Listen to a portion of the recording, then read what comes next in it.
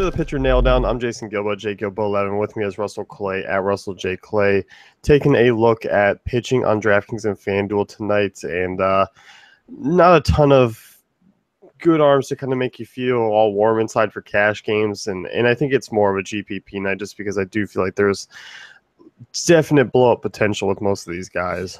Yeah, again, we kind of talked about it on DK, but you can create the narrative and make yourself feel warm and fuzzy inside with a lot of these guys, but at the same time, there's some considerable downside for most of these pitchers. Yeah, I think so too. And jumping into the first game here, Pirates and Nationals, Garrett Cole versus Tanner Roark. Over-under of 8, Washington minus 123 favorites. And obviously this Pirates offense, I mean, overall, I think against right-handed pitching they've been far worse than what their numbers indicate over the course of the year. I'm not exactly in love with Roark tonight. Do I think there's a quality starting line? Sure. Pitching at home, he's been very solid. I'm not quite sure if that upside is there. I'm not quite sure if he goes off for that 25 DK point, that 40-plus type game on FanDuel. I'm just not quite sure it's there at that price tag. No, I don't either. I think he's a reasonable arm on the slate, but more tournaments for me, or maybe an SP2 or something like that. But yeah, as you mentioned, I think you're going to be wanting to stack some strong lineups tonight. So if Roark is kind of standing in the way of you doing that, I think it's pretty easy to swap him out for a cheaper option. Yeah, I think so too. And Garrett Cole on the other side, I mean, coming back from the DL, I'm not quite sure what to make of it. And against this Nationals offense, and I'm not exactly – this game for me, I mean, I'm not really in love with it really as far as the hitters or the pitchers go. Not optimal to have your first game back be against the Harper Murphy as a right-handed pitcher, you know? If Murphy's out, I mean, it does give him a small bump. Yeah. I just don't think. I mean, Cole on DraftKings, obviously, you can make a case for him at 7,300. If he does give you 15 to 20 points, is about what you need. But, I don't think it's really there. He hasn't been great this year. I think the whip is a little higher than I'd like. You could buy the 3-day-old half-priced cookies at the grocery store, but you don't have to. No, but sometimes you want to. Like, hey, they're cheap. They'll get the job done. Maybe they do get the job done. I will say that the frosting's a little hard, but whatever. Around the edges. Yeah, and I think we know what cookie we're talking about. We're talking about that big yellow cookie with like the insane amount of frosting, and like they have it for each holiday, where it's just bright orange for Halloween, pink for Valentine's Day. We know what cookies we're talking about. Yeah, they get the job done. They're delicious. Sure. Yeah. Next game here, Mets and Phillies, Logan Verlander, Strad Eichhoff, 8.5 over under. This game's a pick 'em. For me, I know there's some cheap options here, but on a slate, you don't really need to dive down this far, in my opinion. No, not worth it. Again, we kind of talked about some of the options we like in this game. It's just kind of a stay away game. Other than Neil Walker, I like him. Yeah, I mean, overall, I don't see a ton of production from these pitchers. I don't see an 8-7 ball game from the hitters either. So I think these first two games are remotely just kind of ones that I kind of glossed over, and this next one I think is where you kind of start to jump into really the heart of the slate. Yeah. So Royals and Tigers, Danny Duffy versus Mike Pelfrey, over under of 9, KC minus 116 favorites. Danny Duffy has had some high upside games, and especially with that strikeout rate. Hasn't pitched particularly well against the Tigers, including his time of coming out of relief. So has allowed 4 homers over 7 innings against them this year. There are a lot of right-handed bats. You could be missing Upton yet again tonight. The Duffy price tag is what's really iffy for me. Yeah, it's not quite what I was expecting. So for me, I think it's just a GPP option at most, and I don't really even see myself having a ton of shares. On this slate, it kind of makes sense, but that shouldn't be what's influencing the price, I don't think. So 11K, that's a lot. Strikeouts have been up there, 7 or more in each of the last 4 outings. So, I mean, that's really solid. Starting to seemingly get in a groove as a starting pitcher. So you do like that.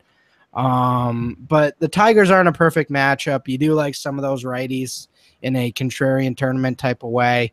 11K is obviously, what's the word? That's like ERGRE. You know what I'm talking about? Hold on, I gotta look this up, folks. I'm out. For me, I'll fill in while you look up some word. I think Danny Duffy and the Tigers, the matchup on both sides is just tournaments. Egregious. Oh, Egregious. Okay. Yeah. Yes. I feel like that's the word of 2016. It's a great word. I feel like it's been out there like January 1st, like you ripped off your word of the day calendar and that was the one, and that's just the one everyone consistently tried to keep using. You know what's another great word I heard the other day? Daunting. Someone was debating on a podcast, and they said someone, that's such sophistry, which sophistry is basically saying that you're creating a narrative and not being honest, like an egregious argument. Okay. So like if I was describing you, like maybe I would use that. Yeah, so like we'll get into the matchup that I'm just sophistry everywhere.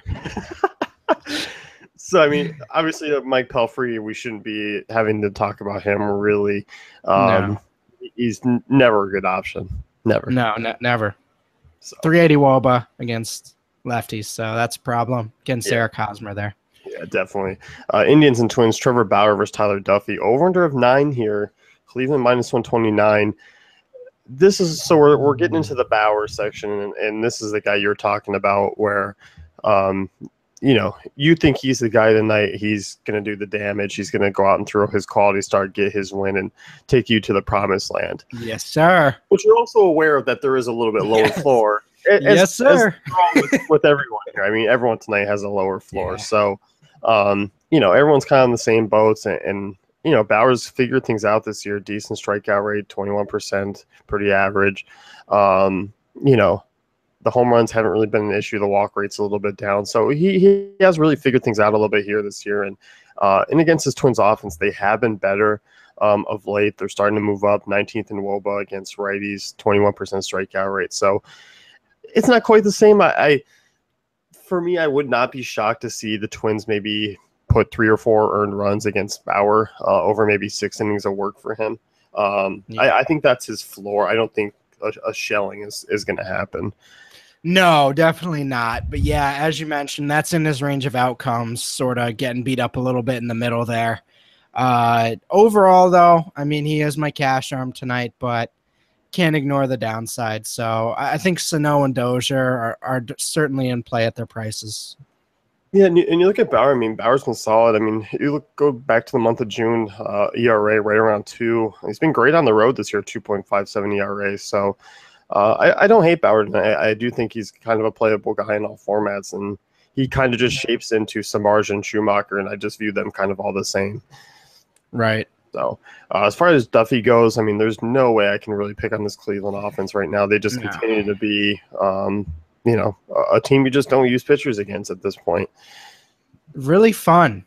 They're just a really fun lineup, and Duffy's just outmatched here, so I don't see how he really gets out of this one unscathed. No, I definitely don't either, and I don't think a win's in order either. So definitely one of the many few stay away situations. Yeah. Rockies Braves, Chad Bettis versus Mike Foltynewicz, over under of 8, Colorado minus 107 favorites. Even though these offenses, obviously you have some stuff to like about them if you're targeting pitchers, but I don't think there's a ton of upside from these two. And I think for me, I've come into this slate and I've just narrowed my pitchers down to about 4 or 5, and these guys didn't make the cut. They didn't? What? Come on. No, yeah, I agree. It's kind of tough to trust either of these guys, even in a tournament at this stage. Obviously, I'll be interested to see Foltynowicz's ownership there after coming off the big game. I mean, I don't think it's going to be too high, but I can't really do either of these guys tonight. No, and you know what? I mean, Fulton-Witz, sure, GPP, deep GPP, you want to toss him in just because the Colorado strikeout rate jumps on the road. And Fulton-Witz has had some upside starts. I mean, obviously, even before last time, he's had some decent starts against good teams. You go back to May, I mean, at KC, 26 DK points. The start before that, 25 against Arizona. So, he's shown that. Sure, GPPs on a 10-game slate if you want to get weird. I don't hate it. But yeah, but like you said, he's not in your top 4. So No. on this slate, even if you are diversifying, it's kind of tough to really feel confident about yourself throwing in him. But yeah, deep GPPs, I do think there is some upside there. Yeah, I think so too. So obviously it's high risk, high reward. Yeah. And Bettis on the other side, even though he's on the road, even though it's the Braves, I still can't get behind him for any sort of real upside there. Doesn't really have that strikeout rate. No, yeah. Not really looking at him. No, it's ugly. Brewers and Reds, Jimmy Nelson versus John Lamb, and over under 9.5 in this ballpark. Obviously these offenses do have a high strikeout rate against both, our handedness of pitchers, but I like offense way too much in this one to even consider pitching. No way. Yeah, this is going to be where I'm building a lot of lineups from tonight, so I'm not really looking at either pitcher. Yeah, me either. Marlins and Cardinals here. Tom Koehler versus Adam Wainwright. St. Louis minus 160 favorites. Over under of 8. I kind of like Wainwright tonight. I mean, obviously the Marlins offense isn't a perfect matchup for anyone at this point. They're just outside the top 10 in WOBA against righties. Relatively low power potential outside those couple in the middle there, but I don't know. Wainwright's figured things out. I mean, that strikeout rate's been relatively high over the last 2 months. I mean, 25%. That's very solid for what Wainwright was doing earlier this year, and he just continues to drop that ERA and figure things out. So I don't mind him on DraftKings as an SP2 or an SP1, whatever you want to go. FanDuel, it's a little expensive at $9K, but I do think he could fit in and be a decent option in all formats. Well, what's interesting here is Vegas is pretty confident in Wainwright, it seems. I'd expect, 3.5 runs Marlins are projected for right now, which seems low to me for kind of what they've been doing of late, especially with Stanton getting hot. But, that's definitely an indicator for me that makes me a little higher on Wainwright than I normally would be, just sort of looking at the matchup itself. He is cash, like borderline cash for me tonight, just because the lack of options elsewhere and just how he's been pitching lately. I do think he is in cash consideration. Yeah, and at home, he's been great. 2.93 ERA. The whip's lower by about 30 points. And he's been solid. His start, at KC has been really his worst start going back into that May when he was really struggling. So he's been a consistent option. I think he's figured things out. I think those secondary pitches are really working for him. So I don't mind him. He cracks my top 4 tonight, and he's kind of sneaking up, and I think he'll sneak up a little bit more as the day goes on. Definitely agree. As far as Tom Koehler goes, average right-hander against the Cardinals offense that, yes, they're missing Matt Carpenter, a little bit banged up, but still definitely not a guy or not a team to really target with a guy of his level. Agreed. So Dodgers and Diamondbacks, and this has been basically when core slates haven't been on here, Chase Field's been like taking that place because Chase Field's just insane to hit in. And that has me obviously staying away from these two offenses with Brandon McCarthy and Archie Bradley. And I know you weren't necessarily looking to attack McCarthy, but I'm guessing the upside's still not there for you either.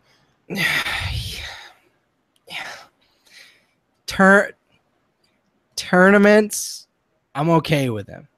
But yeah, you're definitely not comfortable using him. There's definitely a lot of doubt that creeps in when you start to look at this matchup. So yeah, deep tournaments, other than that, you're not really looking at either of these guys. No, I don't think so either. And last 2 games of the night, they do give us some options. And Jeff Samardzija, over under of 8, San Francisco minus 149 favorites. I do see him getting a win. He kind of lumps in with Bauer for me. Safe option. I think you put the quotes around it.